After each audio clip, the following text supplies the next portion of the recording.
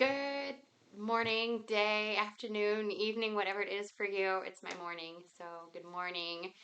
Um, I'm coming to you today straight from the gym, so please forgive my post gym look. um, but I always get inspired when I'm working out.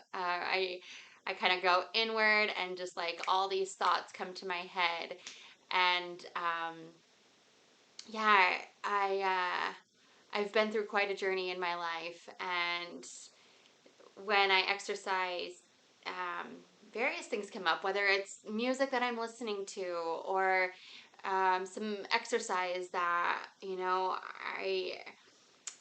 Uh, I've been through a journey with my body, and now all of a sudden I could do it before, no problem. I had a baby, and I like those, the leg abductors and adductors. I have to always think like if it was an alien abduction, it would go away. So yeah, abductors and adductors. Anyway, when I was actually even 2 years postpartum, I could do the ones where you squeeze your legs together, but I could really feel it, and I knew that was because of the relaxin during pregnancy and how the muscles and the bones shift. They get loose and they shift to create space for the baby, and so my pelvis is different, and everything in my pelvic floor is different, and so. But it's interesting. I also couldn't do back. I've always been super bendy, and people always comment and say that I look like Gumby or I could fold myself in half. But after pregnancy, it was like there was like a lock on my lower back, and I just couldn't bend anymore like I could before.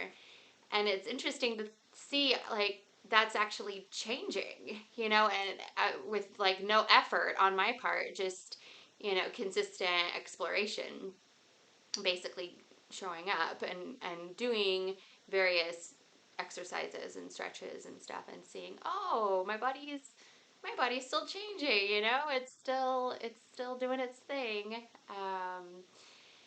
Yeah, so that's yeah, just kind of going back to yeah, kind of what comes up for me, um, and why I'm so inspired to sit here in front of you today.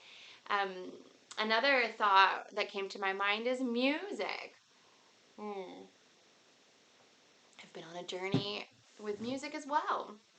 So I grew up kind of like I was, as a kid, before kind of the trauma in my life happened. So before the age of 10, my sister and and probably after the age of 10, well, no, before, my sister and I would make up dance routines to like Madonna and the Beatles, and I don't know if you know Tiffany or like Samantha Fox, or I don't know, man, what we got into. It was probably all handed down from our babysitters and of course my mom. Um, and then I got into music like Tool, um, which some friends turned me on to, and I really resonated with a lot of the music. It really moved me deeply. It spoke to me. Um, Incubus was like a soundtrack to like one full year of my life, if not more. Various albums as well. Um, I listened to Nirvana so much I got sick of it. In fact, I think I can't even listen to it now. I can't stand it. It was like on repeat nonstop. So there was a point in my life where Nirvana was very, you know, powerful for me.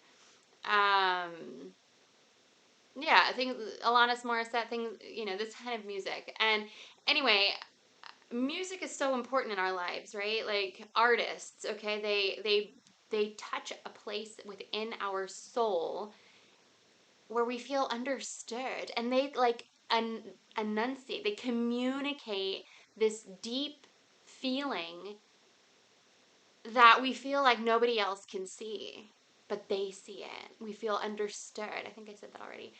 um and it's very powerful, very important, um that musicians do, that artists do. And for humanity. And as I went through my yoga journey, which helped and still helps me immensely with connecting my mind to my body, understanding when my heart starts racing, like, oh, what's going on right now? Like, or, I just spilled my coffee and, like, ugh. I'm like, all right, like, if I act out, it's not going to change the situation. Um, yeah, or just, I'm not really big into road rage because it just it doesn't, um, soothe my nervous system, right? It just amps it up, and that's not helpful for me. Um, and one of the things that came along with my yoga studies and Ayurveda was Vedic music, Vedic chanting, and how it's very beneficial for the mind and the nervous system during different times of the day. There's certain Vedic vibrations that are more conducive to morning versus midday than like late afternoon type of thing.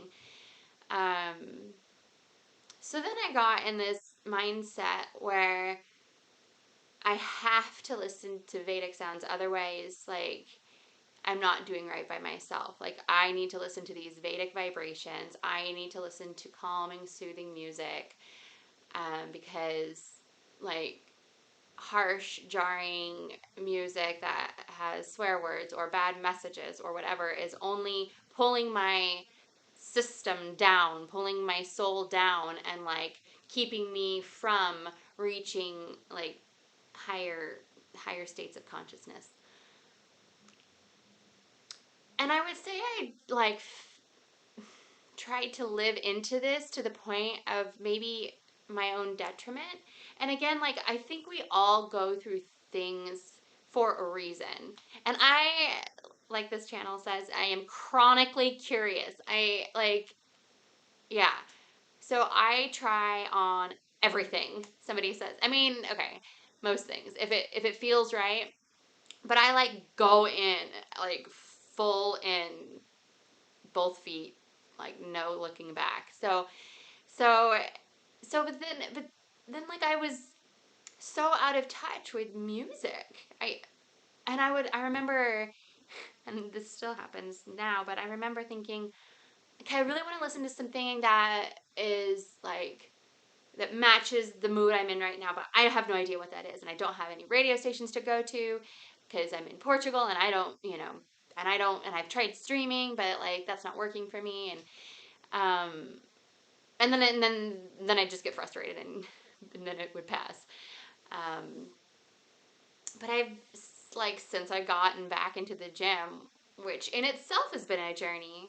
I'll get back to that, but and I'm allowing myself to listen to the music that used to like touch me deeply. Okay, like yeah, just like I don't know. I really like Eminem. I like, yeah, I mean, harder music, right? Breaking Benjamin, Tool, I don't even know, Godsmack, um, and I like it when I lift. It stirs something in me. I'm not gonna listen to pop. I'm not gonna listen to like I don't know dance music unless I'm going on a run. But and so music plays a part in so many areas of our life, and and I mean, so I was at the gym and Mockingbird from Eminem came on, and like I did start crying. I was like, oh my god, this is embarrassing. I can't cry at the gym, but like, it was this part about like I'm gonna cry again. She saved up like almost $1,000 in a jar for their daughter, and then their house got broken into and robbed, and like I felt that so profoundly, so deeply, because I'm a single mom and doing the best I can to raise my son, and you know not making $1 million a month or anything like that, and so it's just like, it's again this journey, now that I'm a mom and things are touching me differently. um and yeah, so all that. So what I want to say with that is, like, through my experience of, you know, being told or taking messages as if someone was telling me to do something, and like going in full fledged, like, nobody can really tell you how to live your life, right? Like, I am never going to tell you how to live your life, or you should do this or you should do that, because you're your own person. And you know you'll find things that work for you, and you'll find how much of it works for you. And maybe one thing works for you today, and then something else works for you tomorrow that didn't work today, and vice versa. Like, yeah, it's a constant, it's always changing life, and what works for you, and what we try, and what's accessible now and what's not. um so yeah, so back to, like, not, yeah, not everything will work for, for us, um all the time. And you can also take things in, like, increments, or take little bits of things. Like, you don't have to rule out all the music that you listen to your whole life. That's part of your identity. Like, that's like neglecting who you are. So, let that in. You're not wrong. You are right. You are you, and this is the person that you are supposed to be. This is who the world needs. Is who you are. Um, yeah. So that's my little blurb about music. But more, like, to be taken, like, kind of to a more broad or general understanding of, don't, like, I want to say don't do anything, but I invite you to welcome all of you as you go through your journey of transformation in life, um, and to honor all of you, even, like, the darker, shadowy parts. Um, hold that, like, reverently, almost like sacredly. Like, imagine you're with your shadow parts, and you have a candle, and you're doing some kind of ritual, like, and you're, like, seeing you, and exploring that, and exploring who you are in that. um, because that's huge. That's, like I said, that is you. That's part of you, and it's nothing. It's nobody to hide and, like, lock in a closet. And because that, then you're locking up part of yourself, and that, you know you're here to be all of you, not just the part that you can show the world. And the thing is the great artists out there are showing the world their shadow parts. Like, those are the parts that are that really connect you with other people. It's easy to laugh, it's easy to be funny, or have a good time with people. But when you really connect with someone, it's at a deeper level. It's because you've been there together, or you can share the deeper stuff together. Okay, so that's a little bit about what came up today during my workout. And another thing, so what I really wanted to do with this video is dive a little bit deeper into my why. Why am I sitting on the other side of your screen looking back at you? Um, so I mentioned a little bit, I alluded to this earlier about my childhood, and there was some kind of trauma that happened around the age of 10. And yeah, again, just recently I've been, like, it's just kind of been coming back up in my face. Like, Oh, yeah. This is why I do the work I do. I remember, so basically, my mom was divorced, which was not a big, that was not the trauma. Um, I was two when my parents were divorced, and so they weren't mean to each other in front of us, like my sister and I.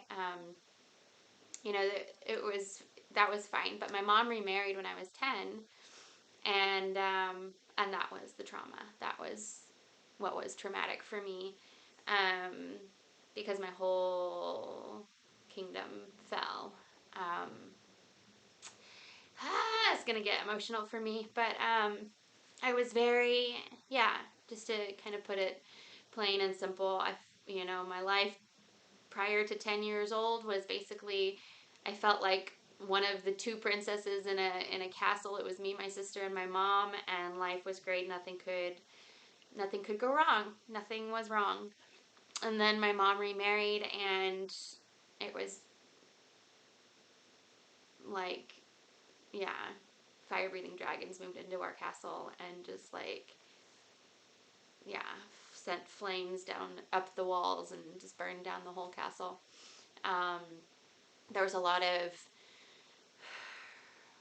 yelling, a lot of name calling, um, disrespect, um, and I was made to be the peacekeeper.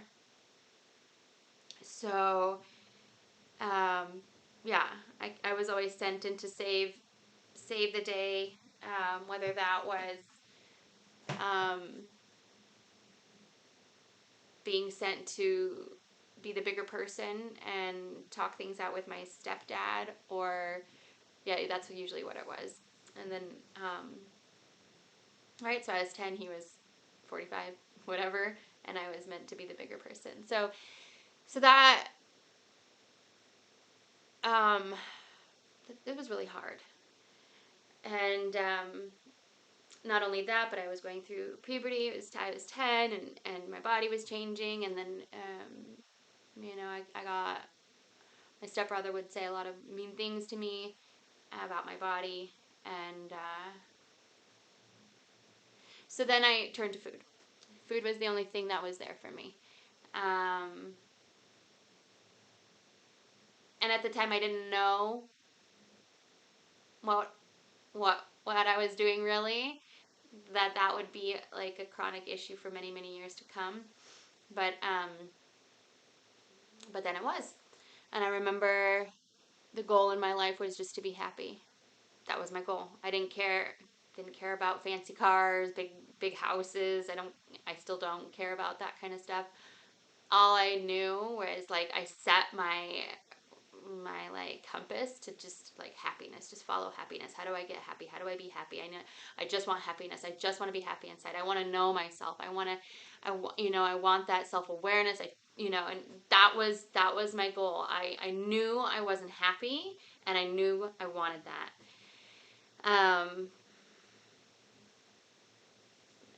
And I didn't know how to get there. I didn't know how. I mean, I was 10, so I didn't know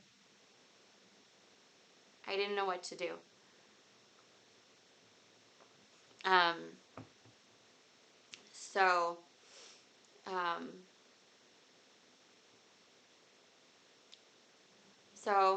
I just did all the things. I played soccer, but I was in a lot of sports, basketball, volleyball. Um, had all my sporty friends. I had friends from kind of all walks of life. Um, but I did. I developed an eating disorder. I would restrict, and then I would binge, and then I would throw up. Started hiding. Um, I had to hide that I was throwing up in the bathroom. I had to hide how much food I was eating. Um, when I was out with friends, I didn't know how to eat. I didn't know how much I was supposed to eat. Um, and if I'd already eaten, I wouldn't want to eat. And then if I would eat, then I would feel bad about myself that I'm not following my rule. Why can't I do what I told myself to do? Yeah, lots of negative self talk started. Lots of reprimanding, lots of, yeah, like I became my own enemy. Um, and it didn't look like that from the outside. I think I looked like I had it together. I think. um, and I always was hoping for the answer for, um, yeah, the solution. And I always wanted to do it on my own. I wanted, to find my own. I wanted to do it myself. Like I want to cure myself. I want to heal myself. I want to fix myself. I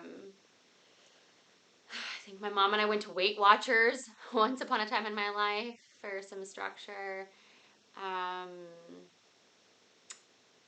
I mean, she was super supportive. She also didn't know what to do, I think. I think I saw a therapist partly for the marriage counseling or the family counseling, and then I think part of it was also the eating disorder. And we didn't really talk about it either. It wasn't like, so how you doing with that? It was like, oh, I'm fine. I'm better now. Oh, okay, great. That's good. And I wasn't. Um, so yeah, it very much infiltrated all areas of my life. It was hard to have meaningful relationships because there was always this big, big obstacle in the way. Food is such a huge part of life, and if I couldn't have a good relationship with food, then how could I like reach through that and connect with anybody else? I couldn't. Um, there was always this part of me that was like, yeah, but if you only really knew who I was, you know, then I don't know, but then you'd know, and like you don't really know who I am. You think you do, but like I'm not who you think I am. Yeah, and that's hard to live with, feeling like you're a fraud, really. Um, yeah, and then you get to the more intimate moments, right? Where, um, and I don't want to get into this too much, but just to kind of set the scene of the pain that was daily. It was like, okay, wake up in the morning, tell myself like, it's a new day. I've got this. Like I can do this, and then you know super afraid of food. Like, okay, I can eat this and I can eat this, but I can't eat that, and I can't eat too much. And um, I'm like, oh my gosh, I'm gonna have another one. Oh my gosh, I'm gonna lose it. I'm gonna lose it. And then, um, or oh, I just I can have more. I can have other people have 2 bowls of cereal. I can have 2 bowls of cereal too. And like, well, I just had 2. I might as well just have a third. Like, well, that doesn't feel good. And now I'm gonna go through it. Like, and then go into like this binge purge cycle, and then get at the end of that and feel like a piece of shit and a failure, and like I stabbed myself in the heart, and just like blades of like razor blades are just like cutting down my, like figuratively speaking, but just like tearing me down. Like I just felt totally deflated. Like I did it again. Like what's wrong with me? Why can't I do this right? Why can't I do this like everyone else? Day after day after day, right? Like that's a lot. That's a lot of mornings waking up and trying to rewrite the script, trying to tell yourself, you can do it this time. You can do it this time. Like, that's hard shit, man.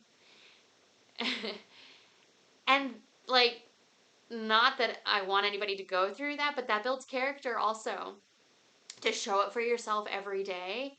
And some days it's like, fuck, I have to do it again. Like, and some days did not start off like that. Some days it was just like a continuation of the night before. Like, yeah, just, and it's miserable. It's miserable to be there. Um, but I'm sharing with you that window into the life of an eating disorder because I want you to know like the depth, like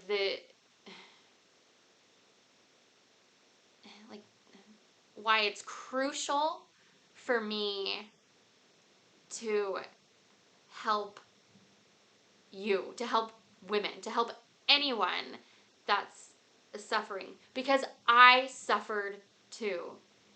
And I just want you to know that like you're not alone and you can live a normal life. You can do this. And you know what? It takes so much strength to wake up and do another day after whatever happened yesterday or the day before. Like you are so strong, more than you even know, because not everybody can do it. Not everybody has the strength to go on, to continue to tell yourself, you know, I can do this. I can do this. Um, so through the years, so there's that aspect of, you know, the character that gets built, right? When someone has to deal with this. So then I got into yoga, like this mind body connection, and I felt like, okay, that's the answer, right? I told you I was always looking for answers. And yes, that was one of my answers, is connecting my mind to my body, really getting back into my body, feeling, you know, the sensations in my body. I remember there was a yoga class at the gym, and I went in feeling like shit, right? I probably binged in purge the night before I showed up for yoga, and I was like, I'm just a piece of shit. Like, I'm just here because I didn't know what else to do. Like, I signed up or whatever, and I'm supposed to be at the gym, so here I am. And I just remember going through the postures, holding the poses, even when my mind was saying, you know, this is hard. Like, I don't know if you can't, I don't think you can do this anymore. Can you, you know, the other, or my, you know, the other side of my mind was saying, you can do this. Just stay here. Just stay. You don't, you know, you're not going to die. Just stay. Just stay. You can stay. And I felt the shaking, right? Like, oh, my whole body was shaking.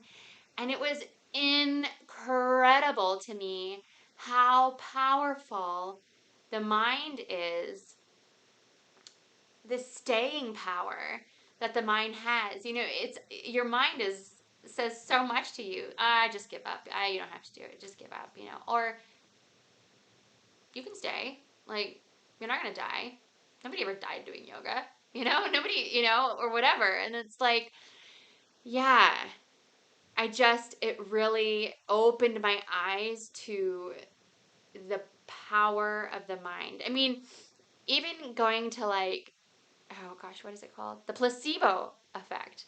Like, a lot of people consider the placebo effect to be like a bad thing, but I think it's fabulous. Like, how amazing. You can give a group of people, so there's a group of people, you can give half of them a sugar pill, you can give half of them the real thing, and the people that are getting the sugar pill can have the same effects or better effects than those getting like the real pill with whatever in it. Um, that's fabulous. I mean, let's do that more, right? Like, let's cure people with just by using the power of the mind. That's amazing. I mean, it's just exquisite. Yeah. So yeah. So then yoga brought, you know, that introduction in, and then I got into marathons, and you know, while I feel like, you know, you don't have to go run 26.2 miles to prove anything to yourself. Like, there's still this like mind body connection that happens when you're running and training, and there's, you've done 5 miles, and the next day, or then you're running 9, and then you're running 15, and 15's not even, 15's not even 20, and then at 20 you still have 6 more, and like, what? When I first started running, I could barely run 5 miles. It's just crazy, the journey of training for a marathon. And even, when you're running and you're like, the mind games you play, a runner plays.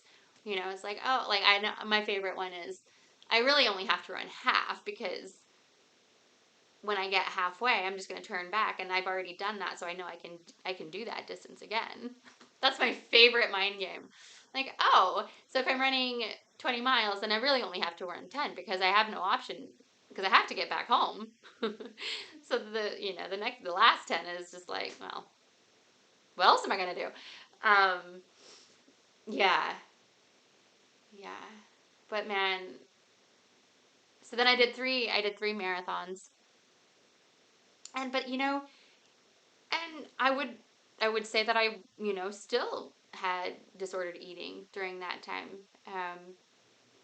I just kind of transformed it into running, and it was actually, now that I'm thinking of it, it was a really good way for me to fill in time of the day and not have to think about eating. It was like, okay, at least I can go run for 2 hours or 4 hours, and like, and then I could also, like, okay, well, at least I ran. So it wasn't necessarily, my relationship with food wasn't getting healthier, but it was part of the process. Okay, like, it was something. It was something like a lifeline, right? And then yeah, and then I found Ayurveda. And Ayurveda, I thought, was the answer. um, and I still feel like there are a lot of answers and keys in Ayurveda. But really, there is no one answer, because it's in you. It is of you. Like, you, and you're already there. Like, you're already healed. You're already whole. You are. You are. Like, there's this beautiful, like, uncovering that you get to do to rediscover what lies beneath, or what's, like, still at your core. And that's the work, okay? Like, and it's beautiful work. It's taking off these these layers that, that have been kind of like stuck on, like, oh, you know, messages from schoolmates or media or parents, or, whatever, like, all these, or coaches, like, all these things that we've stuck to us throughout our life. We can just, like, take that off, look at it, and go, oh, okay, like, that doesn't have to, like, weigh me down anymore, and, like, that doesn't either. um and just looking at things differently. um yeah, yeah, I am gonna take some sip of my coffee. um yeah, so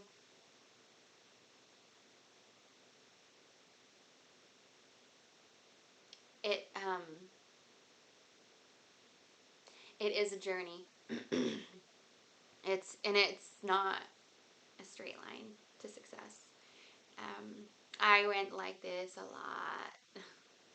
But what I will say is, every time you go down, that's okay. Like, that's part of the journey. And it's so, especially for us who have been through this disordered eating, binge, purge, restrict, whatever, cycle. And I think a lot of people struggle with self-worth, but there's this script in your head that, is just so mean. so mean, name calling, and just these horrible, horrible names that you would never say to anyone. And how incredible that, like, you're allowing that into your own being. Like, you are saying that to yourself. Like, that would be my first invitation, is to just explore what the words are that are happening in your head. And just every time you hear something that's like painful, or every time, because you can feel it in your body when you're saying mean things to yourself. You can feel in your posture, you can feel it in your heart, you feel it in your body. So as soon as you recognize that, it's like, whoa, what's happening right now? What am I saying? Is that true? And just getting curious, and like, what could I say instead? you know what's really real right now? um and then introducing something else to say, and then exploring, like, oh, well, that feels a lot better, and wow, it was just 2 seconds ago I said something else, and like, I didn't want to go outside today. Now I'm saying, something positive, and suddenly, like, the world is inviting me out to play. Like, I can go out into the world. I can be seen by other people. I am allowed to exist in society. I don't have to be ashamed to walk out there. Not everybody's not going to look at me and be like, "Oh, we know what you just did. We know who you are." Or whatever. Like, yeah. Um yeah, so what I was saying is, it's not linear.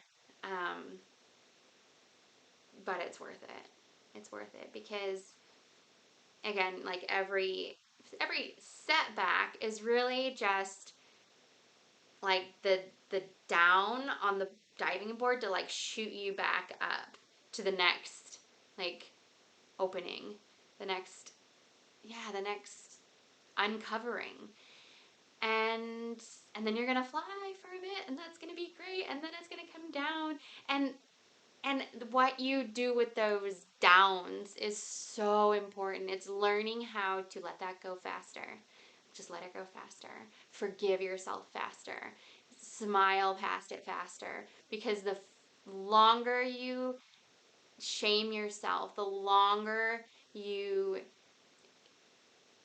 just stay down and just beat yourself up, the longer you're there, right? And then the longer you're going to engage in behaviors that aren't going to serve you.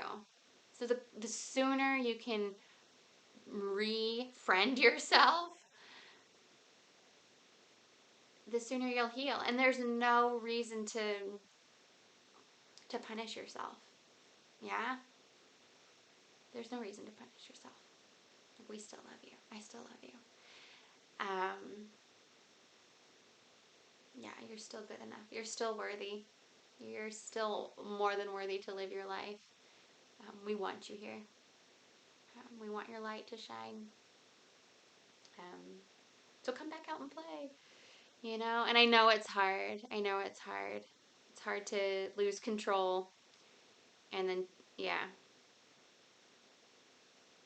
But again, I invite you to take that moment to, once you're out of it, to just sit and reflect and go, oh, okay, okay, that happened. Okay, what could I have done instead, I wonder? Hmm. What was I feeling during that? Was I hungry? Was I lonely? Was I tired? Was I stressed, overwhelmed?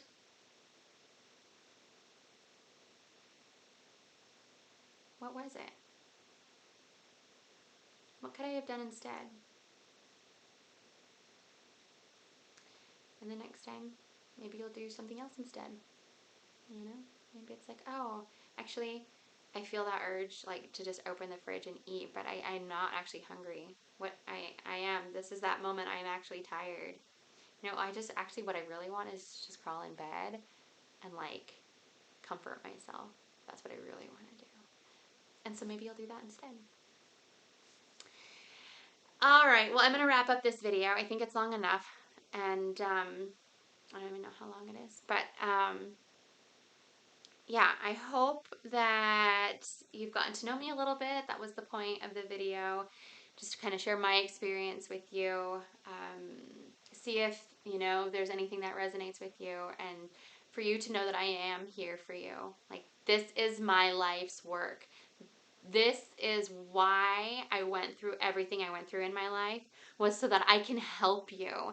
Like, and like, obviously, you will put in the work.